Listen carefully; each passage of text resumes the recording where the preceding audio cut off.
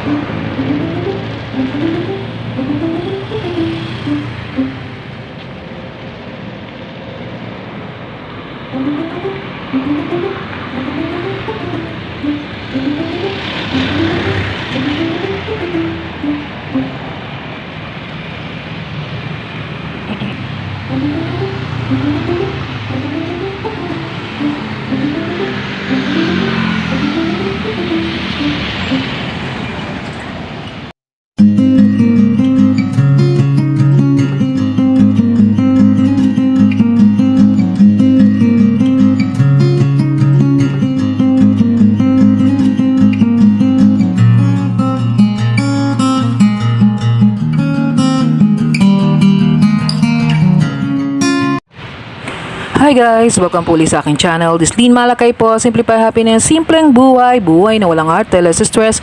Join me guys sa aking simpleng vlog for today. Isang magandang buhay po sa ating lahat.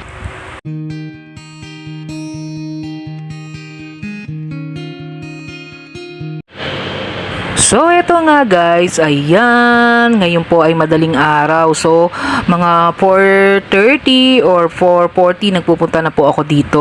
So, meron po tayong shuttle service. So, hindi natin alam kung hanggang kailan po yan. So, syempre, ayan, yun po ay aming transpo allowance daw before. So, ayan, parang inaano nila na tayo ay magkaroon ng pre-shuttle service. So, yun ay isa sa talaga na nakakatuwa. Kahit paano, ayan, nakakatipid tayo ng ating pamasahe. Tsaka nga po, malayo tayo doon sa ating pinapasukan. So, ayun, kailangan natin talaga magtipid guys dahil sa hirap ng ngayon buhay. So, syempre lahat na nag-struggle, yung iba sa financially. So, syempre pagka halimbawa marami kang mga gastusin talaga sa buhay, dapat talaga i-cut mo. So, ayan, tignan nyo naman, ang tignan nyo, wala pang ka-traffic kasi guys, mapakaaga pa nito. So, dito ako nag-aabang ako guys. So, ayan, tignan nyo, ang ganda ng paligid, hindi ba? Pagka umulan, dyan guys, dito sa may bandang bungad, bumabaha dyan guys. So, syempre, sinasampantala ko yung guys na may pre-shuttle kasi may libreng libre yung aming pamasahe. So, ngayon talaga nag-iiba yung nagtitipid ako kasi guys, meron akong dalawang anak na magka-college. So, hindi naman porket wala kang anak na magka-college, hindi ka na magtitipid. So, syempre, ang hirap yung guys, yung pag mawalan ka ng pera, yun na, pag nawalan ka ng pera, mahirap yung lalapit tayo kaagad-agad. Kung halimbawa may pangangailangan tayo sa buhay, agad-agad lalapit tayo para manghiram ng pera. Why? Kasi mahirap kasi naranasan ko yun before na alam mo yung tatanggihan ka pag nanghiram ka ng pera. So yung mga pinagdaanan ko talaga na magulong buhay na financial ko is talaga naging lesson sa aking buhay yun. So napaka-thankful ko po talaga kay Lord kasi yung mga pagsubok ko sa buhay na yung pala magiging aral at gabay ko sa aking buhay sa ngayon.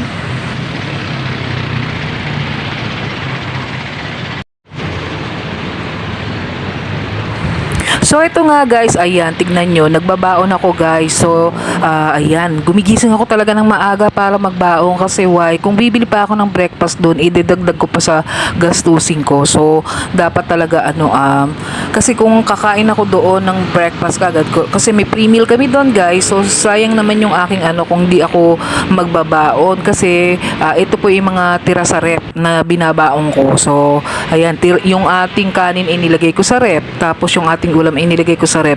Why? Kasi yun kahit paano magiging bawas sa gastusin mo. Yung bibiling kong breakfast, nakatipid tayo guys. So, yun. Plus ito nga ating shuttle. So, mahirap kasi guys kapag kapag ka tawag dito, hindi ka talaga tipid at nagbawas ng gastusin ngayon kasi mahirap kumita talaga ng pera guys, sa totoo lang. At talagang sa taas ng mga bilihin ngayon, ang daming taas ng mga bilihin talaga ngayon. Ramdam mo talaga guys. So syempre kapag kami extra kang pera, i-save mo o itabi mo. Kasi pagka nangailangan ka at nagipit ka at walang nagpautang, paano talaga kung halimbawa walang nagpautang sa'yo? So, mahirap. Kasi naranasan ko yun na na talagang lalapit ka doon sa tao na alam mo namang meron tapos hindi ka mabigyan. So, ang iniisip ko na lang, baka talagang kailangan din nila ng pera kaya hindi tayo napahiram.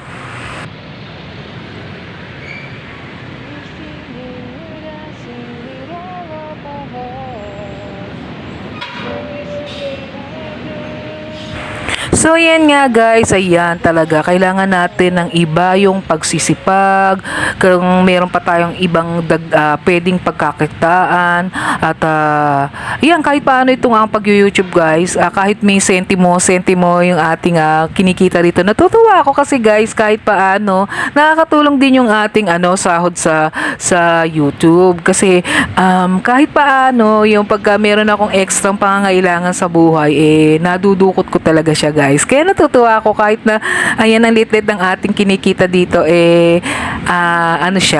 nakakatulong talaga siya. So dapat talaga tayo ay magkaroon ng iba yung pagsisipag at pagtitipid. So yung ating kahit na nakakatamad na mag-upload minsan nakakatamad talaga mag-upload, kailangan nating mag-upload kasi kung paano tayong kikita kung wala naman tayong ina-upload na video. Kaya yan guys, enjoy natin to kasi kahit paano ayan, may earnings tayo dito guys, may earning.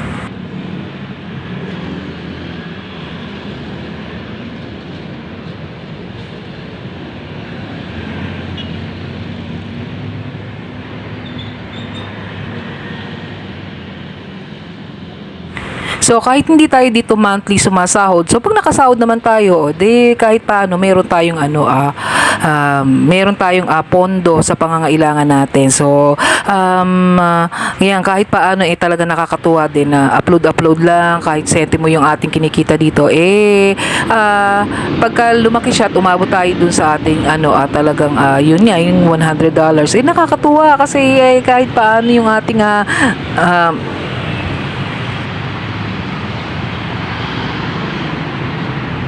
kahit paano yung ating YouTube earnings, ayan, araw-araw kahit paano may sentimo pumapasok doon. So hindi po ba kahit paano nadadagdagan yung ating doon, parang ipon-ipon din yun alam mo, nakakatuwa. So pagka nabuo siya, sa piling, ang sarap-sarap. So medyo kulang pa yung ating so ayan, kaya iba yun talaga na pagsisipag. So para tayo ay makasahod dito kay YouTube. So yun nga, dapat iba yung pagtitipid din. So yun, alam nyo, talagang pag inuupuan ko yung mga gastusin ko, marami pala akong mga ibang gastusin na talagang hindi ko dapat talaga pinagtutuunan ng gastos. So why? Kasi yun, pagka kinukulang na tayo sa budget, doon mo maiisip kung bakit ka ba na-short, kung bakit ka ba na nakukulang yung pera mo. So yan, habang naghihintay tayo ng shuttle dito, medyo matagal guys, kaya ayan. So syempre dapat maaga ka rin dito kasi nga pagka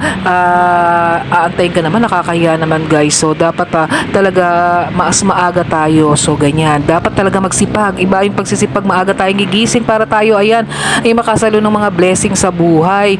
Kung magaan yung ating katawan sa pagtatrabaho. So yun, at tawag dito, iba yung pagtitipid naman para yung ating mga pera, yung ating mga sahod umabot sa alam niyo na, pag petsa de peligro, ang hirap. So yun, kahit paano nga, ayun, isang sample ko dito is yung ating YouTube earning. Kahit paano hindi tayo monthly sumasahod dito, may naiimbak naman dun sa ating imbakan. So hindi po ba? So ayan nga, nandito na, nakasakay na tayo sa shuttle.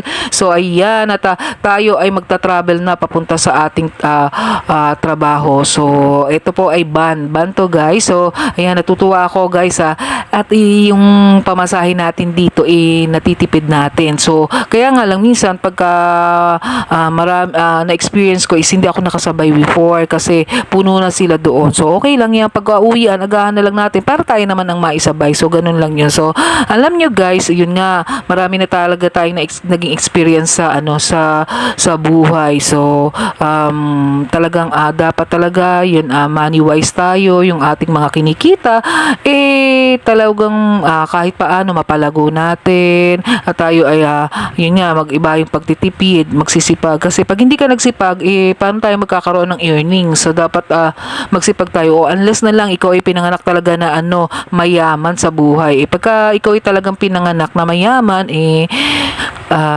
feeling ko dapat din kung paano mo palalaguin naman yung iniwan sa iyo na pera. So ganun lang ang buhay. So mahirap talaga yung pagka nasaid ka, nawalan ka kasi pagka alam mo na guys, naranasan ko yun talaga na talagang taob na taob. So dapat stay in good health din po tayo para tayo ay syempre kapag nagkasakit ka, so mahirap kasi sa mahal ng mga gamot ngayon. So ingatan natin yung ating kalusugan. So isa nga dito sa ginagawa ko is nagbabaon ako kasi kahit paano yung ay hindi tayo magtatrabaho tayo ng gutom, mahina yung ating katawan. So ayan guys, nagtatravel na tayo. So dito pa lang ito, dito sa may amin pa lang guys. So ayan, thank you for watching guys, and if you are new to my channel, ayan, don't forget po to subscribe, ayan, at para naman tayo ay lumago yung ating channel. Don't forget po to hit the red button for the notification of my upcoming video.